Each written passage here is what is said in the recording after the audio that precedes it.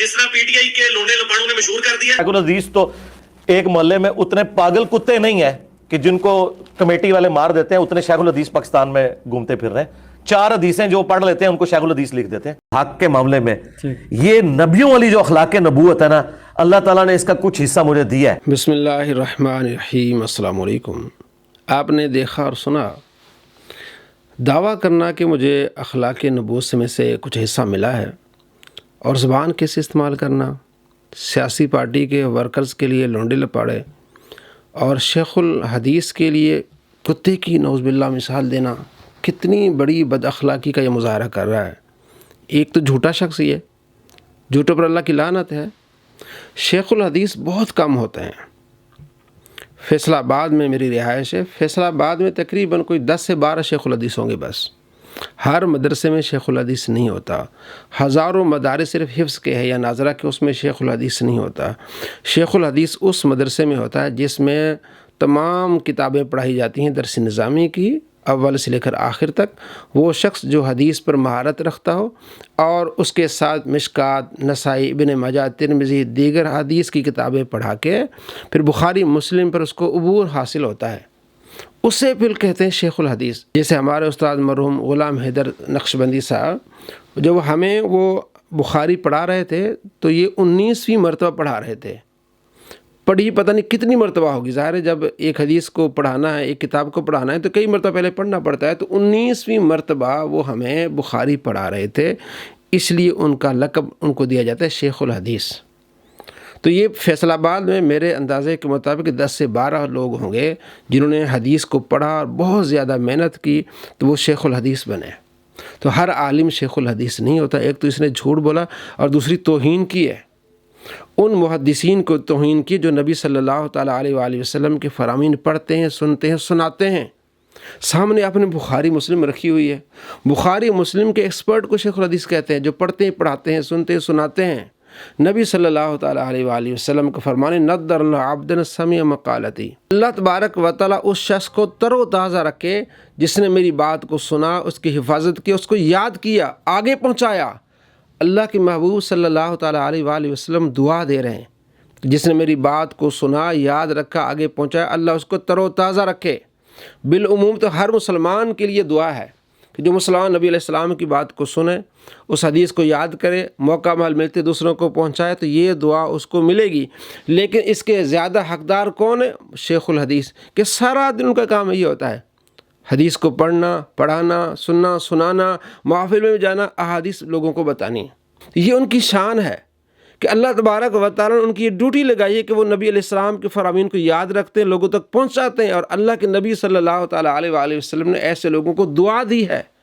नबी अलैहिस्सलाम दुआ दे रहे हैं और ये कुत्तों से मुशाबत दे रहे हैं। ला हौल वला कुव्वता इल्ला बिल्लाह। इससे बड़ा बदबख्त शख्स आपने दुनिया में नहीं देखा होगा।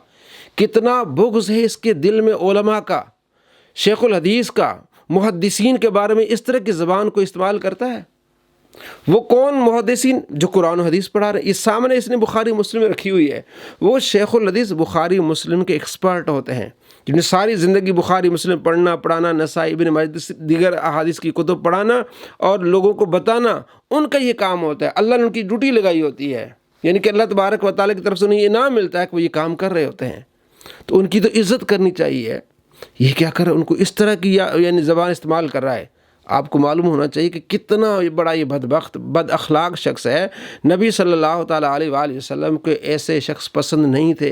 आप सल्लल्लाहु ताला अलैहि वसल्लम फरमाते, मोमिन बद अखलाक नहीं होता, मोमिन लान तान करने वाला नहीं होता।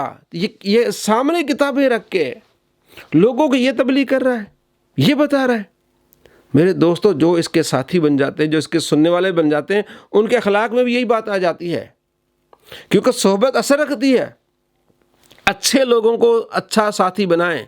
या अय्युहल्लज़ीना आमनू तक़ुल्लाह व कूनू मअस सादिक़ीन। अल्लाह फरमाता है, ईमान वालों सच्चों के साथ हो जाओ। ये झूठा आदमी है। शेखुल हदीस बहुत थोड़े होते हैं। किस तरह इसने गंदी ज़बान इस्तेमाल करके झूठ बोला और गंदी ज़बान इस्तेमाल की। और सहाबा कराम अलैहिम रिदवान क्या हस्तियाँ हैं, उनके जो शागिर्द उनकी कितने रुतबे, लेकिन उन सहाबा कराम के शागिर्द जो ताबईन हैं, उनके बारे में किस तरह की ज़बान इस्तेमाल करता है।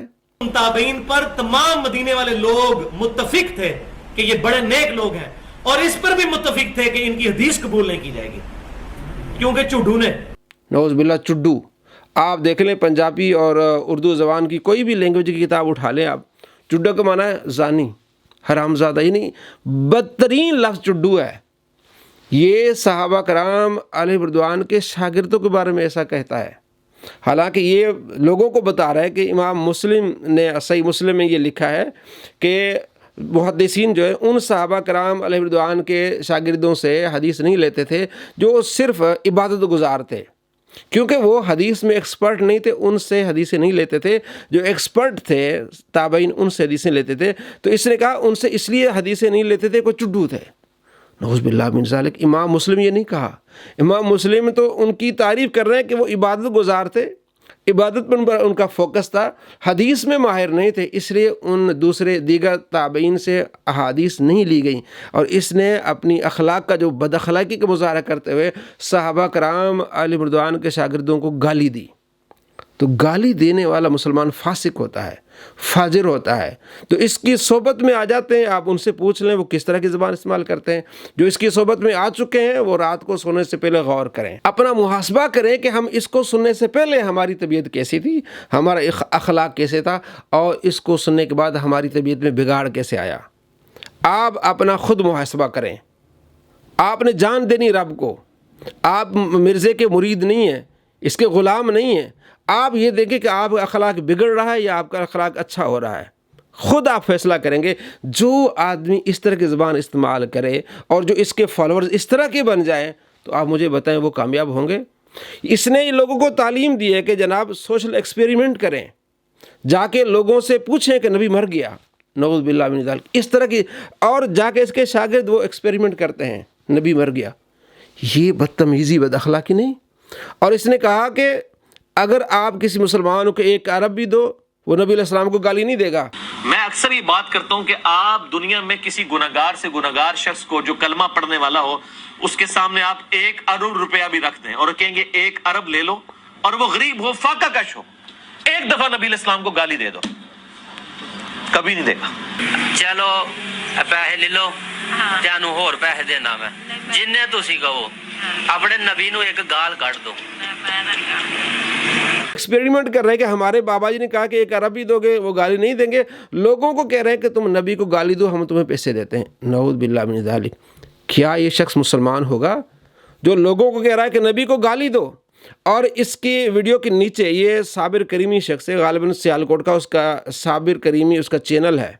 میں نے اس پر 5-6 ویڈیو بنائی, تب اس نے یہ ویڈیو ڈیلیٹ کی. 66,000 کمنٹس تھے. اس مرزا کے چاہنے والے تھے, ان کے جو چینل چلاتے ہیں اونلی مسلم وغیرہ, سب نے اس کو اپریشیٹ کیا. مجھے یہ بتائیں جو نبی صلی اللہ تعالیٰ علیہ وآلہ وسلم کی توہین کرے اس کو اپریشیٹ کرنا, اس کو کہنا کہ بہت اچھا کر رہے ہو, کیا وہ مسلمان رہتا ہے؟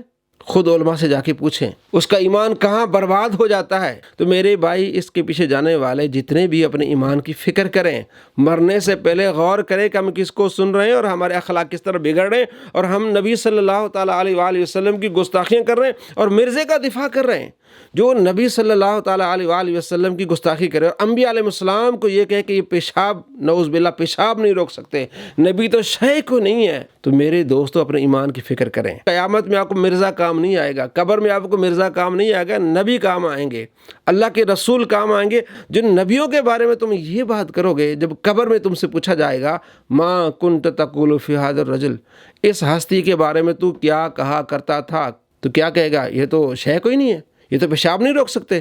کیونکہ یہ کہتا ہے اپنی ویڈیو میں کہ انبیاء تو پیشاب نہیں روک سکتے. نعوذ باللہ, جب تم سے قبر میں پوچھا جائے گا ما کنت تقول فی ھذا الرجل, اس ہستی کے بارے میں تو کیا کہا کرتا تھا, دنیا میں تو کیا کہا کرتا تھا, تو کہے گا کہ میں تو مرزا کا فالوور تھا, میں تو اس کا اسٹوڈنٹ تھا, وہ کہتے تھے نبی شے نہیں ہے, پیشاب نہیں روک سکتے. یہ کہے گا وہاں, کیونکہ سوال یہ ہونا ہے کہ ما کنت تقول, تو کیا کہا کرتا تھا. اگر تو یہاں نبی علیہ السلام کی شان بیان کرے گا تو وہاں بیان کرے گا سب سے اعلیٰ و اولا ہمارا نبی. اور اگر تو اس طرح کی زبان استعمال کرے گا کہ نبی کو گالی دو, نبی تو شے کوئی نہیں ہے, پیشاب نہیں روک سکتے اپنا, مجھے بتاؤ وہاں کامیاب ہوگا کہ ناکام ہوگا؟ اور وہاں کس طرح چھتر پڑیں گے, اس کو کس طرح اس کو گھرز پڑیں گے. میرے بھائیوں, مرنے سے پہلے اپنی آخرت کی فکر کریں, گستاخوں سے بچیں اور ان جھوٹوں سے بچیں.